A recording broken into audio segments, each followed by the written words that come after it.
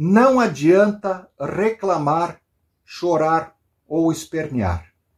Você é o grande bobo da corte da política brasileira. Que país é esse?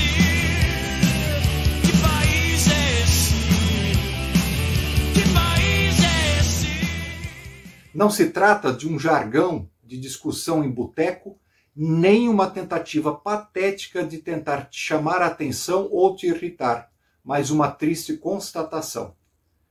Em 5 episódios, o canal Ideias Complexas traz a nova série Política Brasileira, para que nós possamos debater cada vez com maior profundidade a realidade que nos é imposta através de oligarquias que tomaram o poder desse país há 135 anos e até agora permanecem nos grandes centros de decisão dizendo o que acontecerá com cada alma viva desta nação.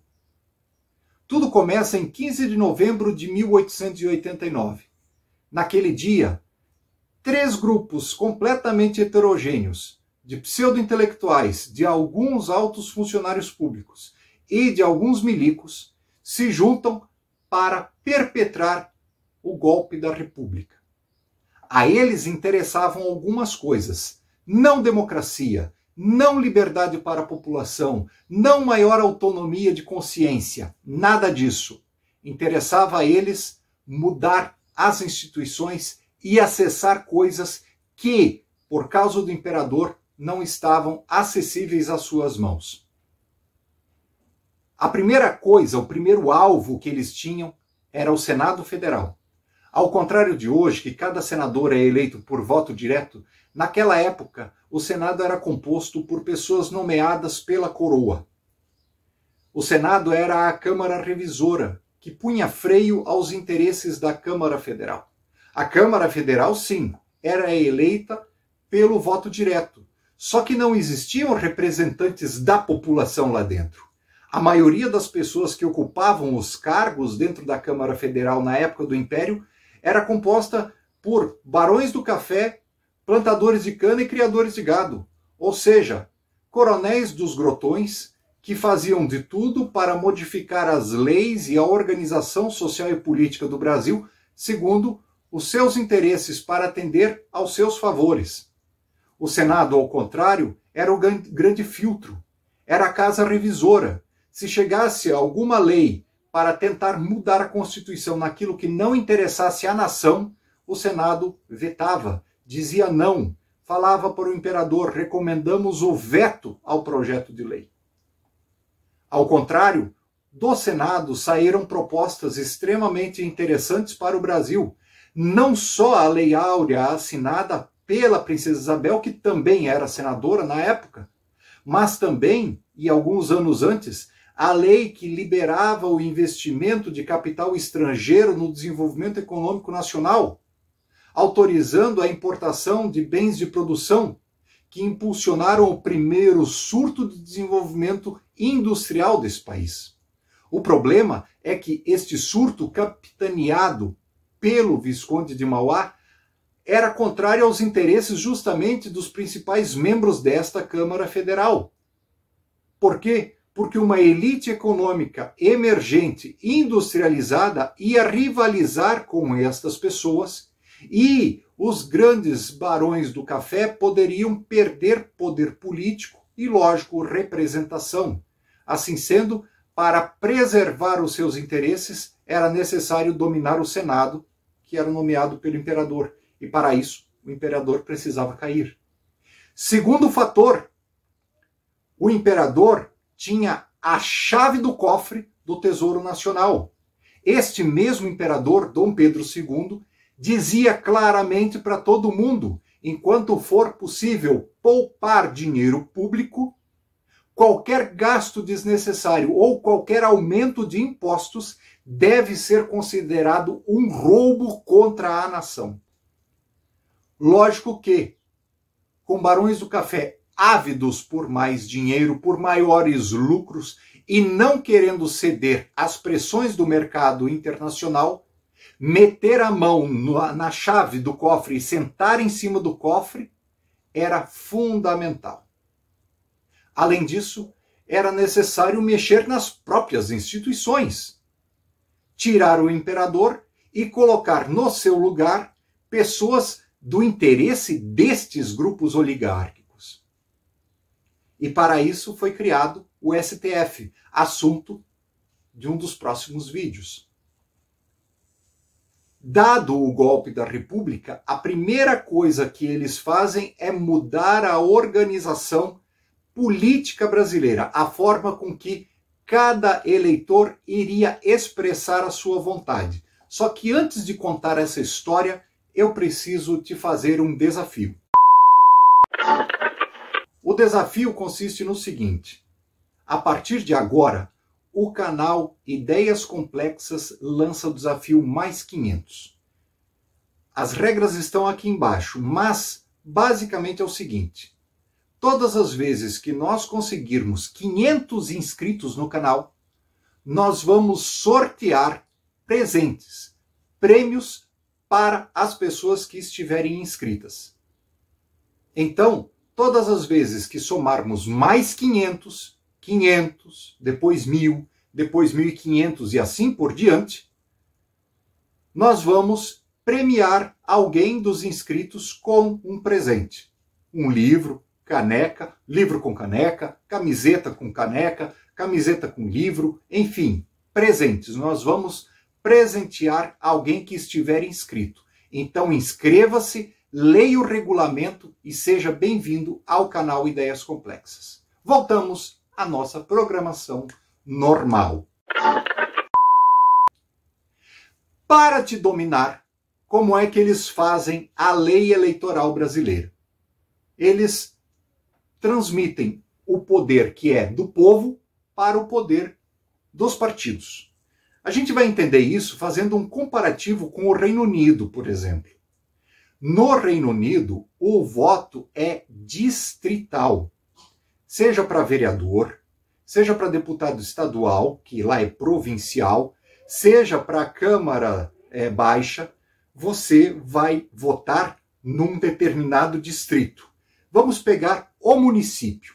É como se cada bairro fosse um distrito. Então, você não vai ter que escolher um vereador que se candidate por todo o município.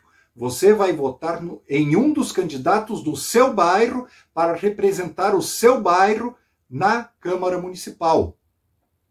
Isso barateia as campanhas políticas, evita muita corrupção e dá a você maior poder de escolha. Até porque o candidato não precisa estar filiado a um partido político para concorrer. Ele pode simplesmente ir até a junta eleitoral, se candidatar e dizer: estou concorrendo pelo bairro tal. Se ele for o mais votado naquele bairro, ele será o vereador, mesmo sem pertencer a partido político nenhum. Como funciona aqui no Brasil? Aqui o sistema não é distrital, ele é proporcional. O voto que você dá não vai para o seu candidato. Mas, professor, eu votei no José das Couves. Eu te pergunto, e foi o José das Couves que virou deputado? Não. Foi o sujeito que, dentro do partido do José das Couves, recebeu mais votos. Mesmo que esse sujeito seja reconhecidamente um canalha, um ladrão, um bandido, um sonegador de impostos, um sujeito que não está nem aí para a sociedade, mesmo isso vai fazer com que este Beltrano seja eleito deputado e o José das Couves, que é honesto, correto, tem boas propostas, nunca pise na Câmara. Nunca se torne um representante autêntico do povo. Por quê? Porque o seu voto não pertence a você. O seu voto pertence ao partido. Portanto, não adianta votar num sujeito que faz 10 mil votos para deputado estadual. Se um outro partido juntar 12 mil votos com outros candidatos que não têm a mesma representatividade que esse que recebeu 10 mil, eles vão nomear um deputado e a vontade popular, aquela que elegeu o candidato com 10 mil votos, que vá para a lata do lixo.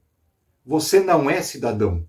Você não manda no seu voto. Quem manda são os partidos. E aí, a partir daí, você começa a entender outras coisas. Lamentavelmente, são os partidos que escolhem os candidatos. Você apenas referenda. E isso não diz respeito só à composição da Câmara Municipal, da Câmara Estadual e da Câmara Federal. Não. Isso diz respeito também aos majoritários, a prefeito, a governador e a presidente da República. São os partidos que, através de suas convenções, vão dizer quem são os candidatos. E você vai referendar esta escolha. A escolha já foi feita. Você não pode votar num candidato qualquer. Você não pode dizer, eu prefiro fulano, eu prefiro Beltrano, eu prefiro Ciclano. Não. Você prefere as escolhas feitas pelos partidos. Mas, professor, todas elas são muito ruins. E aí é que está a grande pegadinha dessa república. Você tem que sempre escolher o menos pior. Sabe por quê? Porque também não adianta um bom candidato se filiar a um partido político, apresentar boas ideias, ter projetos brilhantes na cabeça, mas que não digam respeito aos interesses daquele partido político, daquele grupo. Por quê? Porque isso vai contra os interesses de todo o conjunto, de todo o arranjo político nacional. Então o nome desse ciclano que apareceu com boas ideias nunca vai ser escolhido nas convenções, sequer para disputar o cargo de vereador. Não existe vontade popular. Existe a vontade dos caciques. E por que é que eles querem tanto o poder na mão? Primeiro, porque existe um fundo eleitoral no Brasil de 4,9 bilhões de reais todos os anos que é distribuído entre os partidos. Na sua tela está aparecendo o ranking dos 6 partidos que mais recebem dinheiro do fundo eleitoral. Só que não para por aí. Não são só esses quase 5 bilhões que eles recebem. Apenas para custear Senado e Câmara, o povo brasileiro tem que tirar do seu bolso, todo ano, 24 bilhões de reais. São 4,4 bilhões de dólares. É um custo 20 vezes mais caro do que o parlamento do Reino Unido. 6 vezes mais caro do que o parlamento na Austrália. Enfim, você sustenta uma classe política e referenda a permanência destas pessoas no poder. É lamentável chegar a esta conclusão, mas é necessário que se diga, já respondendo à questão. E se alguma coisa mudar? Eles têm todo o ordenamento político nas mãos. Eles têm a chave do cofre. São eles que votam a lei orçamentária anual. São eles que votam o aumento dos próprios salários. São eles que votam o fundo partidário. É inadmissível em qualquer outro país do mundo o povo sustentar partidos políticos. Mas aqui no Brasil existe. Vamos explicar rapidamente o que é um partido político. O partido político é uma agremiação ideológica. Por uma questão racional, e preste atenção nisso, apenas as pessoas que comungam com aquele princípio ideológico deveriam custear a existência desse partido. Só que aqui no Brasil não é assim. Sustentam os partidos políticos todas as pessoas.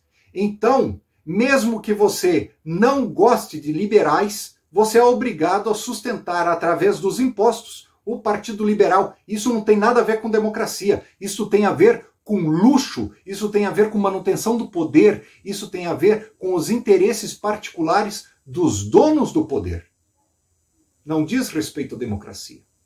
Porque se fosse democracia, se fosse mesmo democracia, não precisaria ser tão caro. Se fosse mesmo democracia, os principais interesses da população seriam decididos no município e não em Brasília. E quando eles se veem acuados, quando eles se veem amedrontados, quando eles se veem questionados, o que é que eles fazem? Mais um golpe de Estado. Quando seus interesses estão em jogo, 15 de novembro de 1889, 1930, 1964, 1968, enfim, todas as vezes que o status deles, destes golpistas, estiver em jogo, quem paga a conta é você. E eles têm a cara de pau de chamar os golpes deles de revoluções. Não existe revolução no Brasil. Nunca existiu. O que nós vivemos são golpes de Estado perpetrados pelos mesmos grupos, não importando o nome do partido, diga-se ele de direita ou de esquerda, não interessa.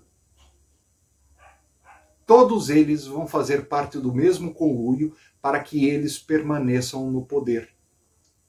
Duvida? Então chegue para um determinado candidato nestas próximas eleições e fale: deputado, eu queria que o senhor botasse para votar a proposta de redução do salário dos parlamentares e principalmente, que a população fosse consultada de uma maneira mais direta, ou pelo municipalismo, transferindo o dinheiro da União para os municípios, ou ainda garantindo o voto distrital puro, para que apenas a nossa região vote no deputado que nos interessa. Duvido que ele aceite, porque ele faz parte do conluio. Portanto, nas próximas eleições, abra o seu olho, porque sorrisinhos e tapinhas nas costas qualquer ladrão pode dar. Qualquer estelionatário sabe fazer isso com maestria. E quem paga a conta é você.